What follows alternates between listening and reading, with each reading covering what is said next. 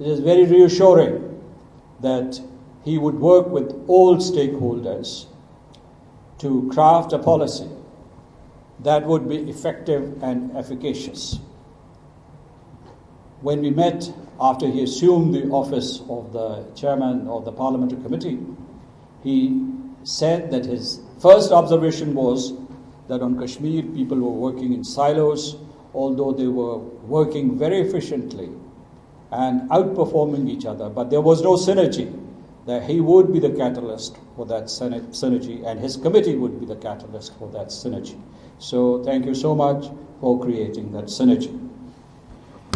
Second, all of you who are sitting here today with smiling faces, all of you are healthy and all of you are safe from COVID-19 pandemic. Let me take you to the Indian-occupied Jammu and Kashmir. Life is different there.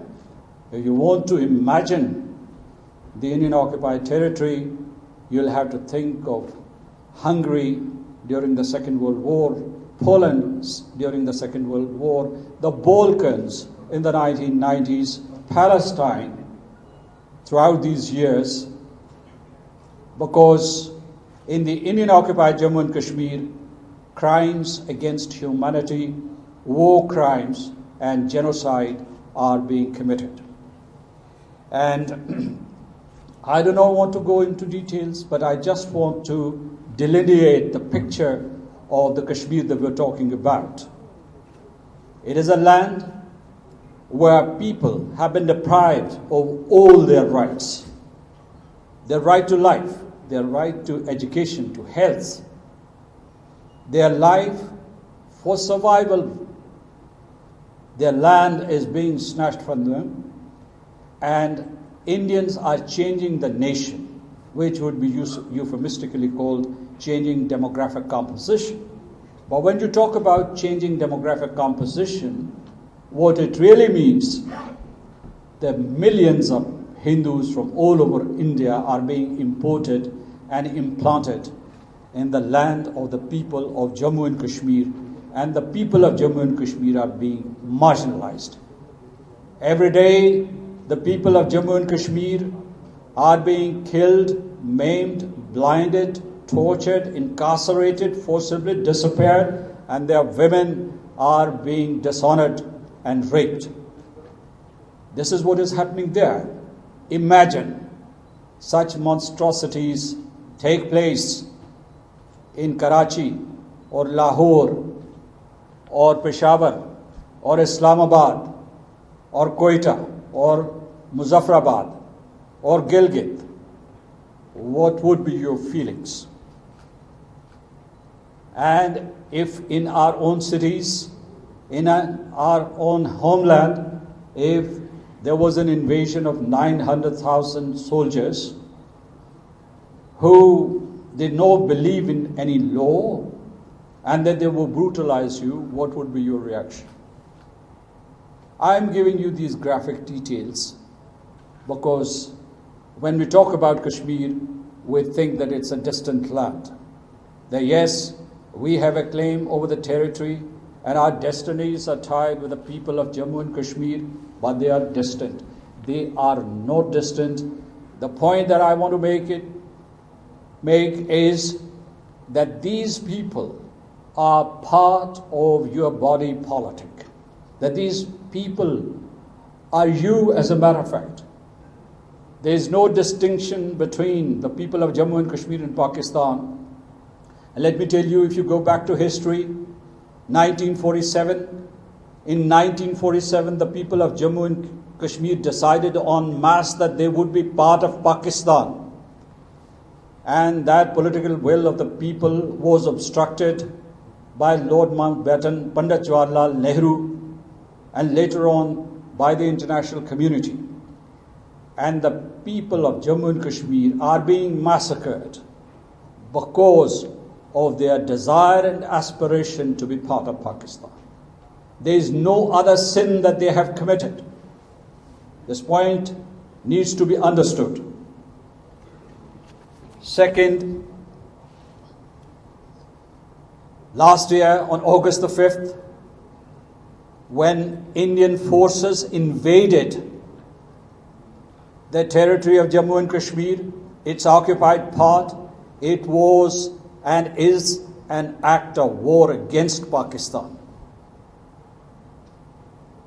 Let me also tell you that the people of Jammu and Kashmir, whether they are in Azad Kashmir or in the occupied part, they are grateful to the state of Pakistan, through the government of Pakistan, for a series of measures that they have taken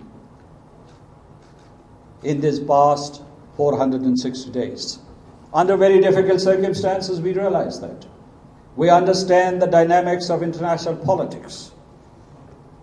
We know the constraints under which we are operating. It was not easy to take the issue of Jammu and Kashmir back to the Security Council after a passage or after a lapse of 50 years. It was not easy to galvanize public opinion at the United Nations General Assembly. It was not easy to assemble 30,000 demonstrators outside the General Assembly Hall last September. It was not easy to convince the High Commissioner for Human Rights and Human Rights Council to come up with their pronouncements and declarations on Jammu and Kashmir. It wasn't easy. And as a result of these efforts, and as a result of the world's awakening to the atrocities in the Indian occupied Kashmir and India's policy of Lebensraum and foreign occupation, the international public opinion has turned against India. India is being called out all over the world, and this did not happen, or this was not happening before August the 5th last year at that scale. So what I want to say is that you have succeeded quite a bit, but people continue to broadcast a narrative of failure ad nauseum, as if nothing has happened. And when you talk about failure at every level, Indians applaud and they congratulate themselves. They congratulate themselves that they have nothing to worry about because the entire nation of Pakistan is divided. Self-criticism and self-scrutiny is good, but Indians are afraid of you. Mind you, they buy these weapons from all over the world, from France, from Russian Federation, from the United Kingdom, from the United States. And they say that they have threat from China, but their entire force orientation, the direction of their missiles and weaponry is towards Pakistan, because they consider Pakistan to be the most potent threat to their statehood. So you should also exude that confidence that, yes, India, you're committing crimes, we will take on India and we will pulverize you. We will defeat you. That is the kind of aspiration and determination that you should have as a nation.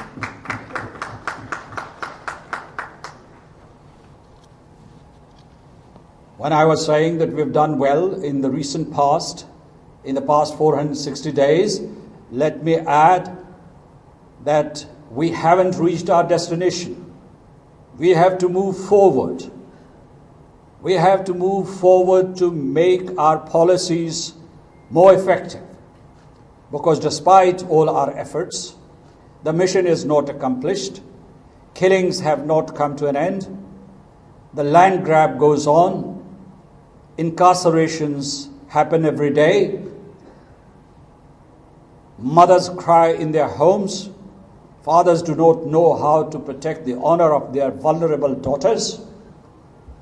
So we haven't succeeded until we succeed.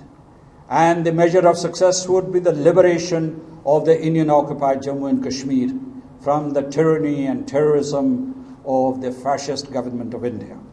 Let this be clear in our minds. I would also talk about the international response. It has been lukewarm. It has been laced with what you would call profiteering, strategic interests, economic interests tied with India.